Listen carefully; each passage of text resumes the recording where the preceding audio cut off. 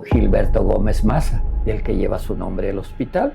Dice víbora de cascabel, cápsulas de víbora. Lo podemos seguir tomando, doctor. Y encontramos a Pablo Neruda en una cama.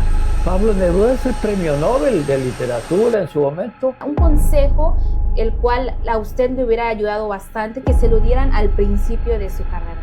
La carrera de medicina no se acaba nunca.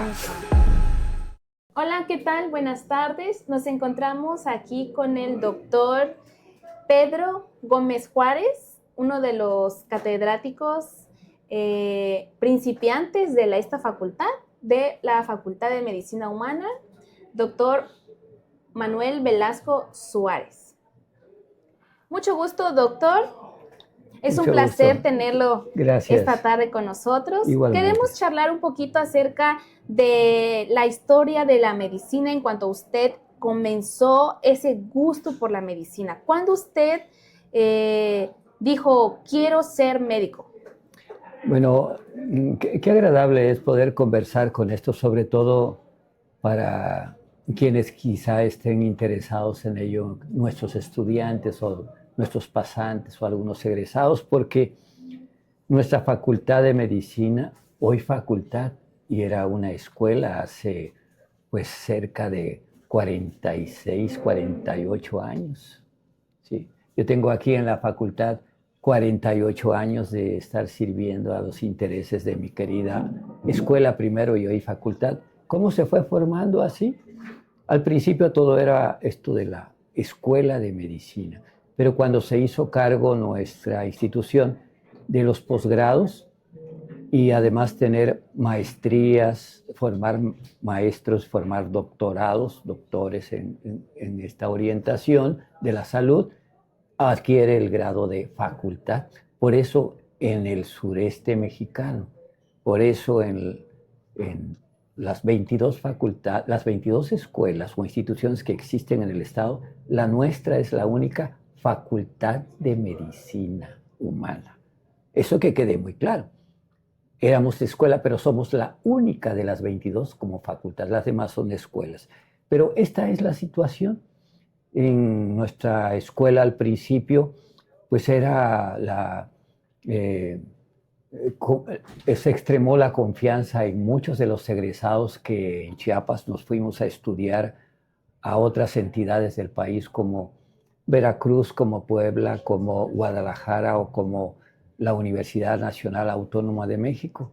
Y allá convenimos en determinadas situaciones en cuanto a que observamos que el interés de nuestro estado estaba en aquel tiempo, 1974, más o menos, de generar una escuela de medicina.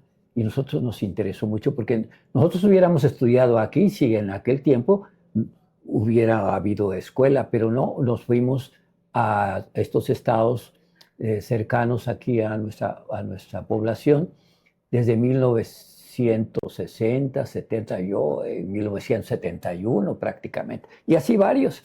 Así que cuando nos dimos cuenta que había escuela y venimos aquí a trabajar por primera vez en nuestra pasantía o en el internado del rotatorio de pregrado, decidimos acercarnos mucho y brindarle todo el entusiasmo a nuestra hoy querida facultad. Esa es la situación. ¿Así es como usted comenzó a dar clases en esta institución?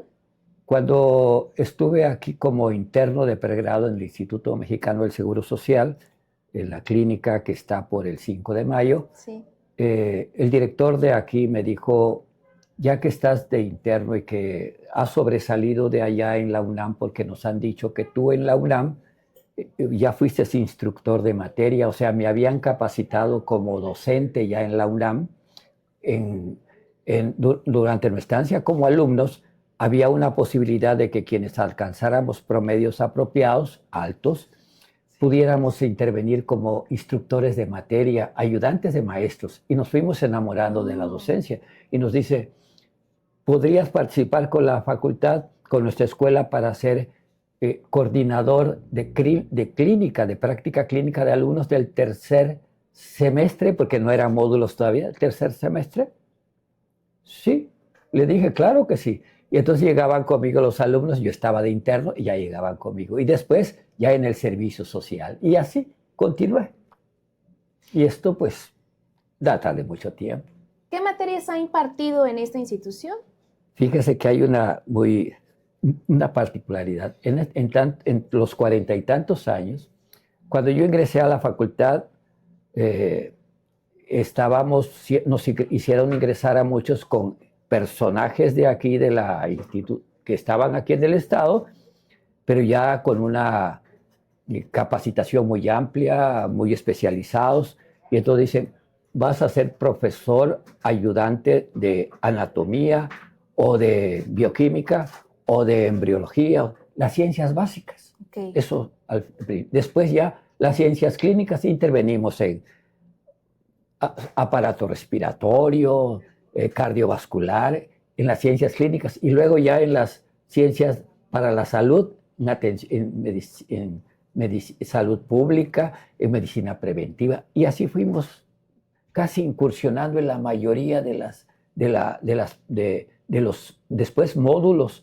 Y entonces eso nos permitió tener una visión mucho más integral, porque inclusive al principio, como se hacía en esta escuela, hoy facultad, disección de cadáveres, o sea, ¿tienes que participar en la disección de cadáveres? Seguro que sí, nos poníamos bata y todo nuestro equipo, y precisamente aquí cercano había unas aulas donde entrábamos con el bisturí en la mano, los alumnos ya adentro, y les decíamos, a ver, vamos a hacer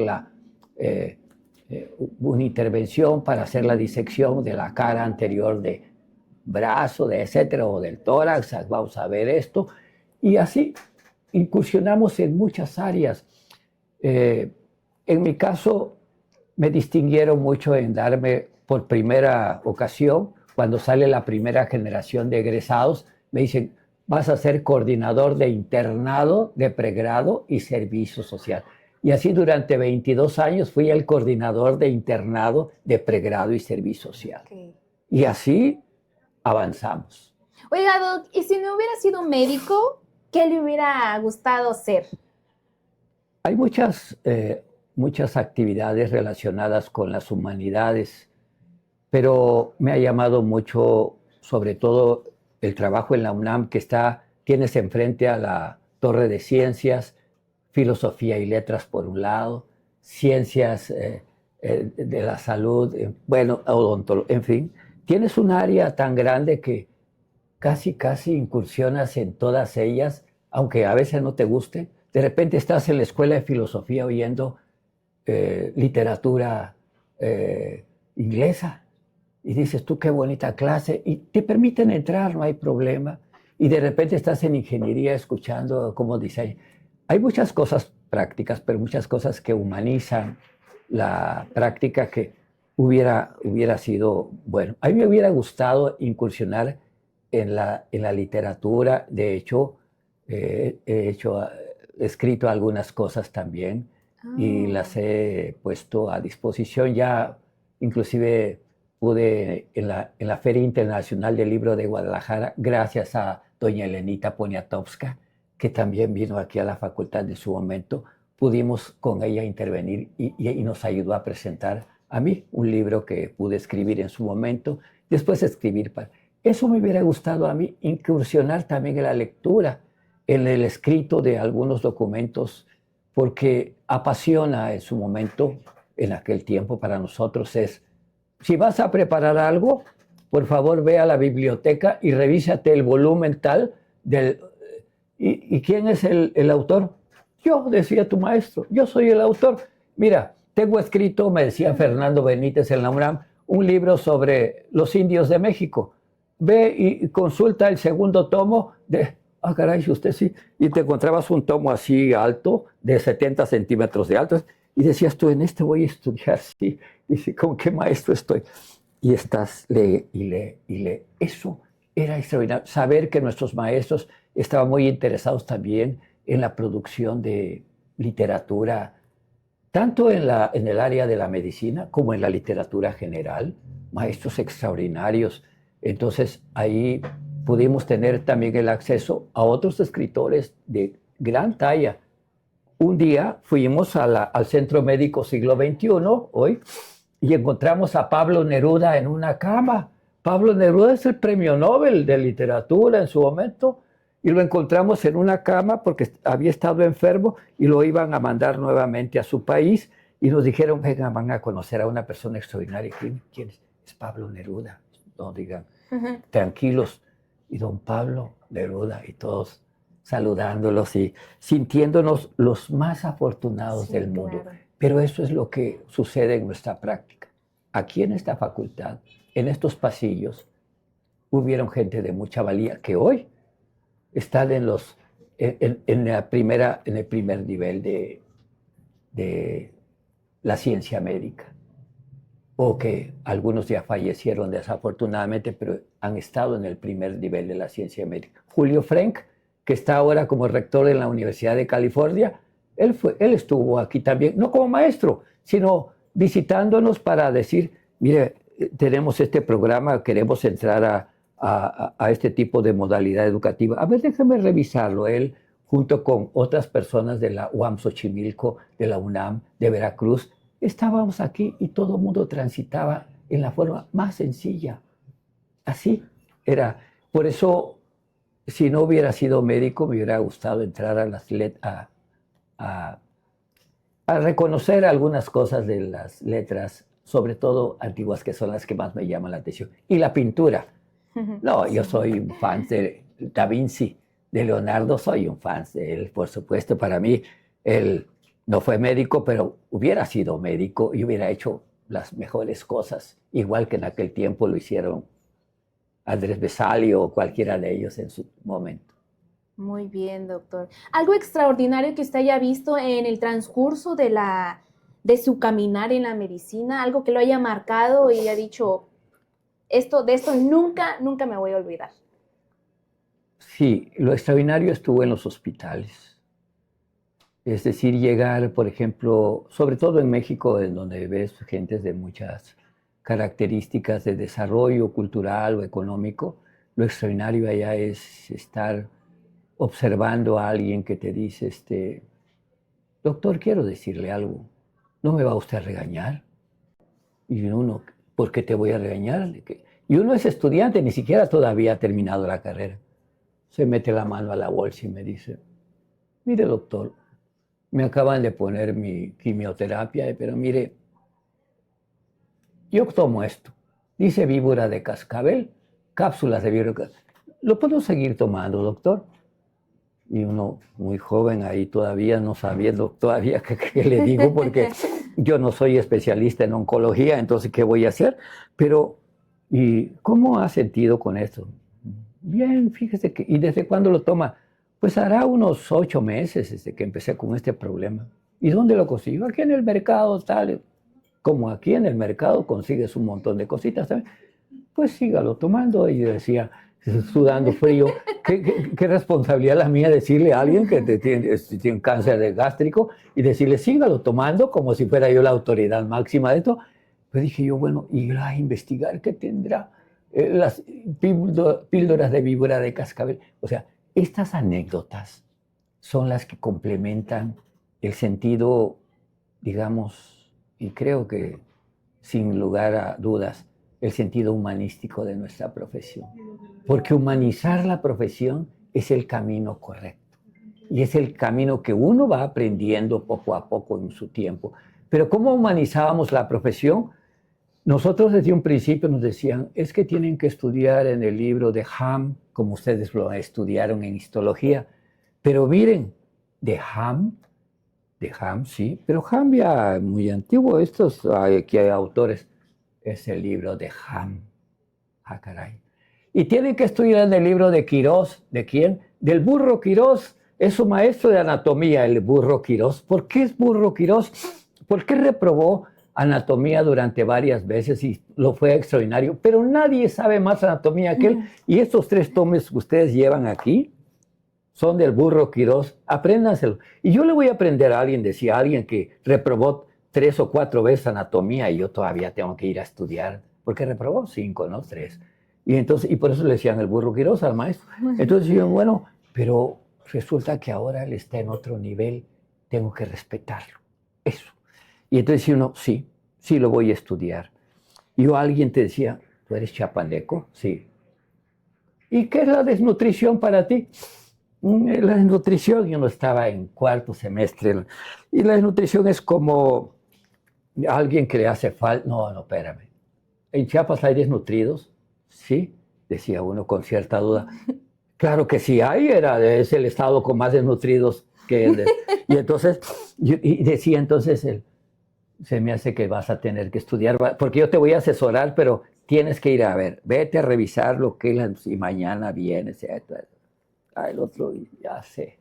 ¿Cómo voy a, cómo voy a mirar de reojo a esos niños desnutridos?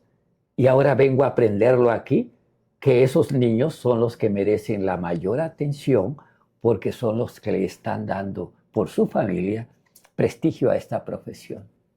Y entonces dice uno, eso debo de aprenderlo, debo de aprender cómo tratar a los tuberculosos porque Chiapas es el primer lugar de tuberculosis. O sea, yo, dice uno, no puedo mirar de reojo a la patología que hace de nuestro estado un lugar subdesarrollado. Tengo que ayudar al desarrollo de mi estado porque eso es lo que esperan de mí. Y claro, quien estaba en el norte pues veía otra cosa, pero uno sí, que es del sur tiene uno que ver y mirar con esa preocupación y esa preocupación que te iba a prepararte mejor a las cosas que aquí le van a servir a tu sociedad. Eso, ese es el camino. Eso es lo que nos llama a los médicos más la atención en la práctica.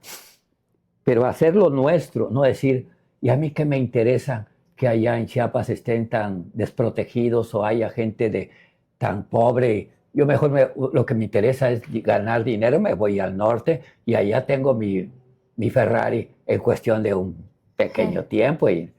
Pero bueno, habrá algunos que quizá lo hagan, pero la mayoría de nosotros y nosotros que estamos aquí en esta facultad pensamos diferente y decimos, nuestros alumnos deben de estar orientados a no mirar de reojo o mirar o soslayar ese gran problema que vive nuestro Estado.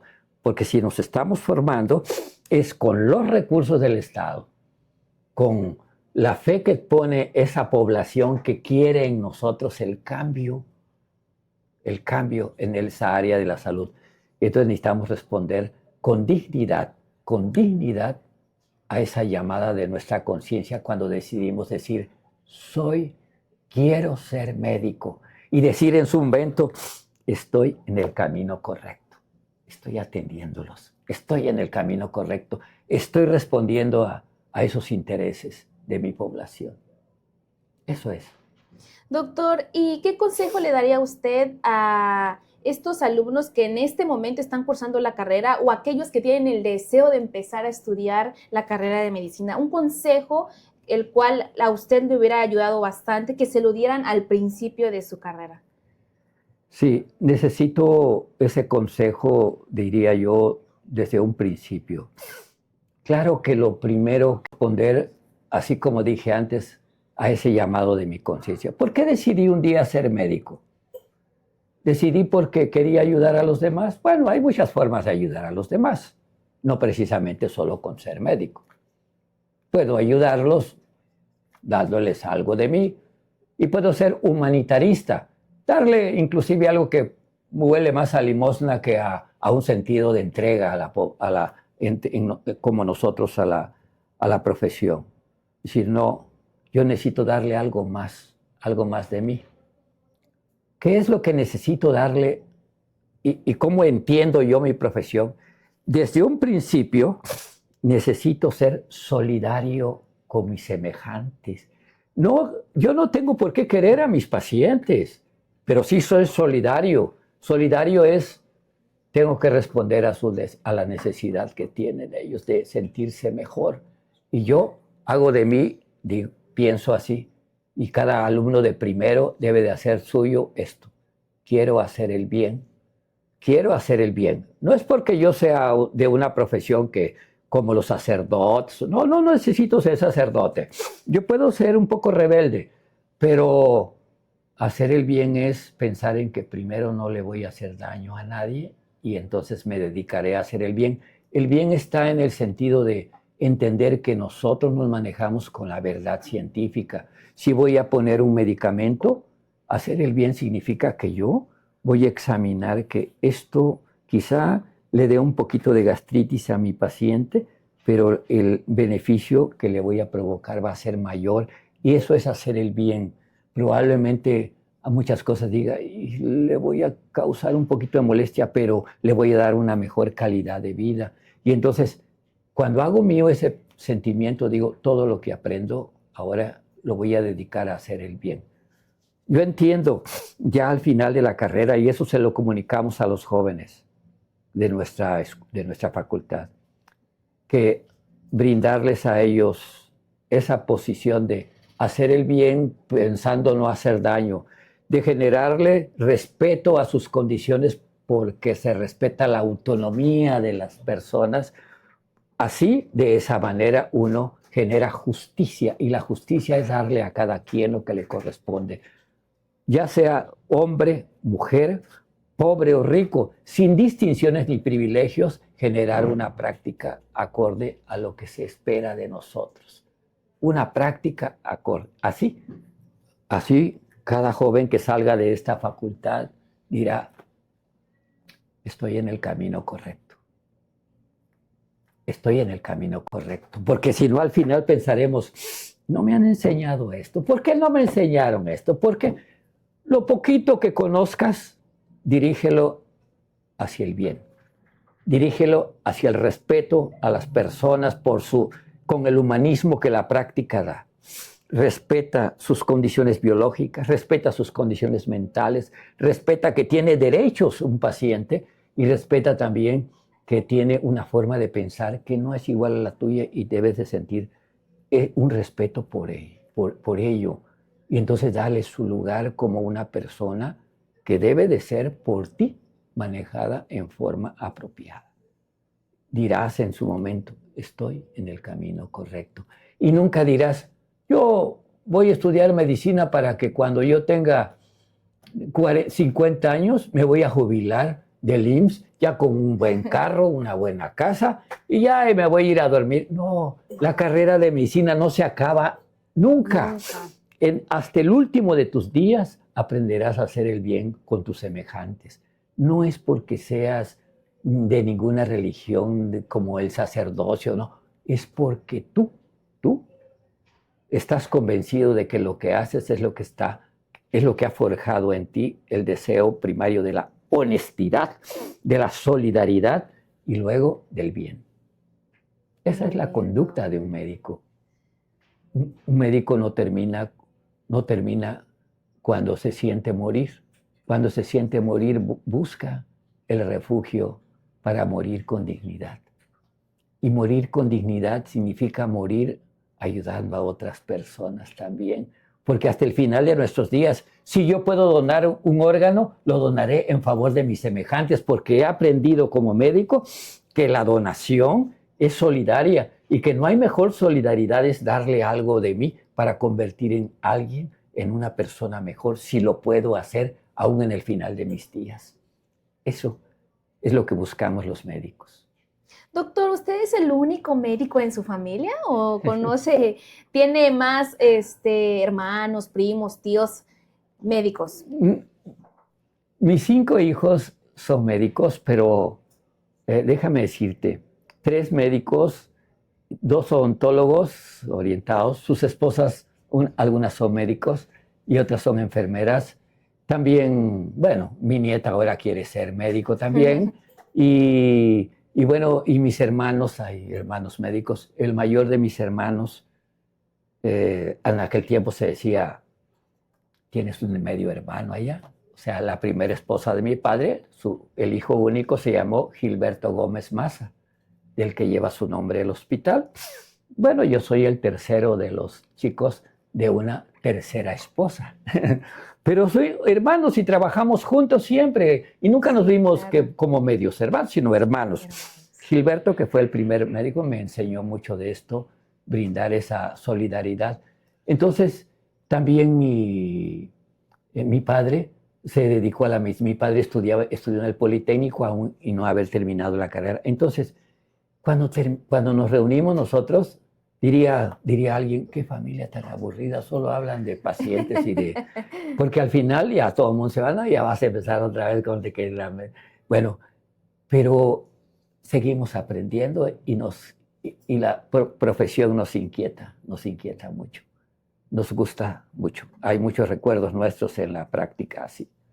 Entonces ya te has de imaginar una familia de tantos años con Sí. médicos, pues así somos Y nosotros. pues cada uno tiene diferentes experiencias que contar, ¿no? Diferentes experiencias, así es. Muy bien. Bueno, doctor, le agradecemos mucho el tiempo, la disposición que tuvo para estar con nosotros y contar un poco de sus experiencias, de su trayecto en la carrera de medicina. Le agradecemos mucho al doctor Pedro Gómez Juárez, un excelente catedrático, Gracias. y esperemos que siga con nosotros por mucho más tiempo.